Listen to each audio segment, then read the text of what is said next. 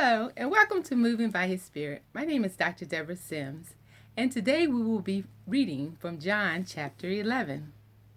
And it reads as this: Now a certain man was sick, Lazarus of Bethany, the town of Mary and her sister Martha. It was that Mary who anointed the Lord with fragrant oil and wiped his feet with her hair, whose brother Lazarus was sick. Therefore the sisters sent to him, saying, Lord, behold, he whom you love is sick. When Jesus heard that, he said, This sickness is not unto death, amen, but for the glory of God, that the Son of God may be glorified through it.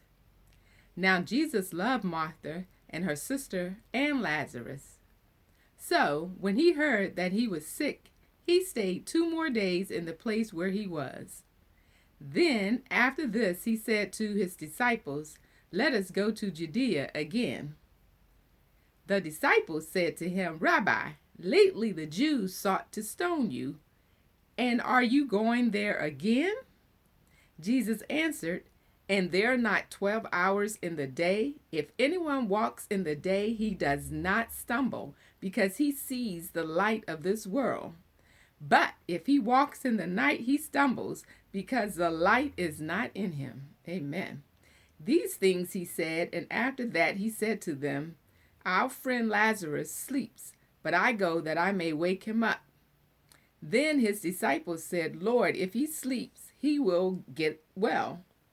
However, Jesus spoke of this death, but they thought that he was speaking about taking rest and sleep.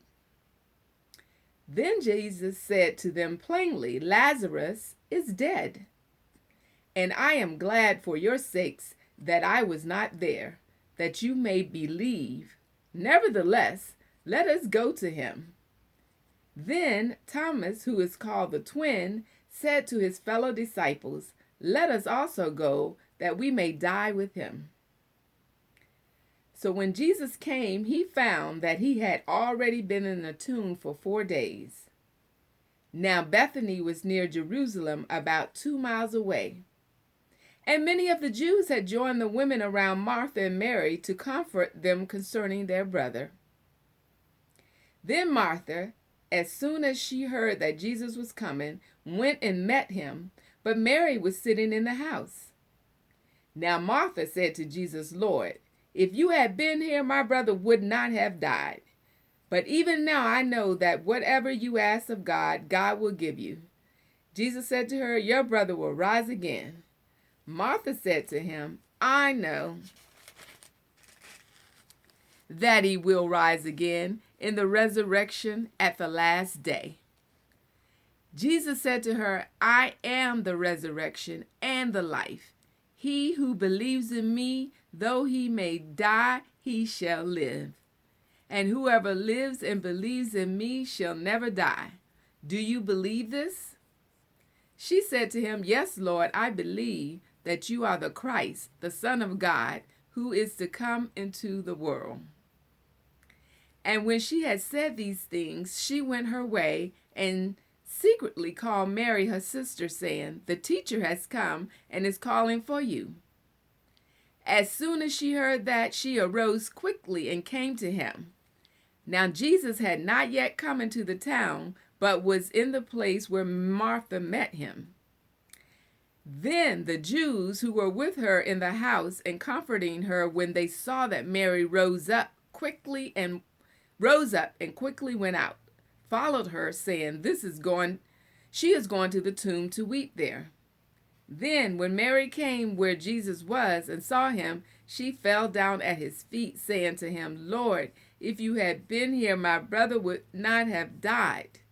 Therefore, when Jesus saw her weeping, and the Jews who came with her weeping, he groaned in the spirit and was troubled. And he said, Where have you laid him? They said to him, Lord, come and see. And Jesus wept.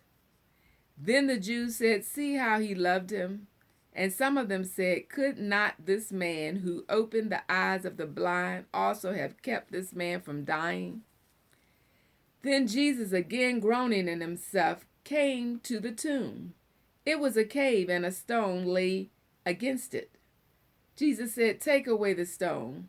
Martha, the sister of him who was dead, said to him, "Lord, by this time there is a stench, for he has been dead 4 days." Jesus said to her, "Did I not say to you that if you would believe, you would see the glory of God?" Then they took away the stone from the place where the dead man was laying, and Jesus lifted up his eyes and said, "Father, I thank you that you have heard me. And I know that you always hear me, but because of the people who are standing by, I said this, that they may believe that you sent me." Now when he had said these things, he cried with a loud voice, "Lazarus, come forth." And he who had died came out, bound hand and foot with grave clothes, and his face was wrapped with a cloth. Jesus said to them, "Loose him and let him go." Then many of the Jews who had come to Mary and had seen the things Jesus did believed in him. But some of them went away to the Pharisees and told them the things Jesus did. Then the chief priests and the Pharisees gathered a council and said, "What shall we do? For this man works many signs. If we let him alone like this, everyone will believe in him, and the Romans will come and take away both our place and nation." And one of them, Caiaphas, being high priest that year, said to them, "You know nothing at all, nor do you consider that it is expedient for us that one man should die for the people, and not that the whole nation should perish." Now this he did not say on his own authority, but being high priest that year, he prophesied that Jesus would die for the nations. And not for the nation only, but also that he would gather together in one the children of God who were scattered abroad. Then from that day on they plotted to put him to death. Therefore Jesus no longer walked openly among the Jews, but went from there into the country near the wilderness to a city called Ephraim, and there remained with his disciples. And the Passover of the Jews was near, and many went from the country up to Jerusalem before the Passover to purify themselves.